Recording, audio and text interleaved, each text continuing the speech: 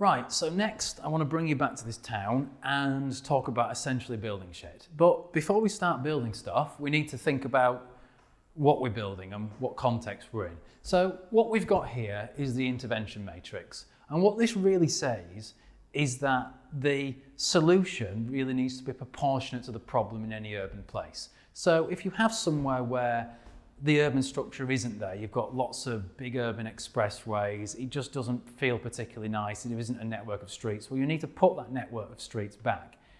If you've got a place which is just a bit shabby, but the urban fabric works, well, you can probably manage simply by polishing the public realm and activating space. And you really judge the nature of the solution based on where it fits on this scale. So if we take this site here, on this town that we've had before, we've got a factory on this big block here. And let's assume that the factory produces something noxious that's not very nice in the town centre, and there's a need for housing. So ideally we move the factory out of the town and we look at putting housing here. Well, how do we go about doing that? Well, chances are you know this is going to move out at some point in the future, or you're going to move it out by compulsion. So we've got a plan, we've got a time frame, which is good because it takes years to plan all of this to make change before a spade goes in the ground. So before that factory goes, we start to plan what will go there afterwards. So let's assume it's gone for now. So we start to master plan. The first thing we start to do is identify those points in the existing urban structure where we can connect new streets in, because this block is too big to have just housing with no new streets. And we want to replicate the character of the old town. So we try and create an urban structure that reflects that. And that urban structure then gives us a guide for where development can go. We start to say, well, next to the town centre, we want some high density residential because we're close to the town centre. We might have some open space in the centre and maybe a landmark building at the corner to make it more interesting. So we start to plan for that, and then we think about the buildings that will go in, not the design of them, but the basic forms and how we'll split the ownership structure up. And then we think about the envelopes of those buildings. And then we can plan how the place is going to feel, and it doesn't matter whether they are modern buildings or pastiche old buildings, that now has the character of this part of the town and not of the housing estate. You know, if this was 30 years ago, what we probably would have done was said, right, we're not doing that. What we're going to do is put in some big sweeping estate roads and some cul-de-sacs, and we're going to create something like this, and then we're going to put some plots in that fit pattern book suburban homes and some pastiche old suburban homes, and then we'll drop in this, so it just feels like a housing estate, and we've replicated that, and it's very different to that, regardless of the buildings. But let's hope that hasn't happened.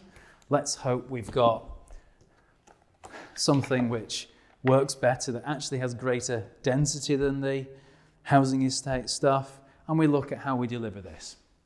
We might need to put planning policy in place to enable this. We'll need to get a planning permission. We'll need to look at how we get the streets and the utilities in. Is there enough childcare provision? Is there enough healthcare provision? And when we've started to work through all of that, we can also then get onto money and how we deliver this. And frankly, money matters with development. And for that, we bring back the money house. So let's assume the factory is on the site. We've got to move that factory. There's a cost to that, but there's also a value to the overall scheme. So when this scheme is built out and it all gets sold, the scheme is worth 100. Value of everything altogether, but to deliver that, we've got a whole series of different costs. It essentially fall into three brackets. Of the first one of those, we have the profit the developer wants to make. Now, that profit reflects the risk relative to risks for other types of development or other non-development stuff, investing in Tesla, green energy, oil, whatever. But the risk the market is saying for this is about 20%. So 20 goes in the pile for the developer's profit. Then we've got to build the thing. Well, it's expensive to build. We've got to put roads in, services, we've got to pay for some new childcare provision. So we end up spending 10, 20, 30, 40, 50 building the thing. Then we're left with this. 10, 20, 30 to pay for moving the factory. But there's a good chance we have a problem at this point. So we've compulsory purchased this factory because he didn't want to move, or even if we hadn't, they wouldn't move unless they got the value it is worth on the market. And that site could stay as a factory. They could sell it to, say, a haulage company, and for the haulage company buying it off them, they would give them 10, 20, 30. But they've got to move the factory and they need more money for that. So actually they're not going to move unless they get 40. So we have a problem now. We have a scheme which actually costs us 110 to build, but we're only going to get 100 back from it. So what do we do?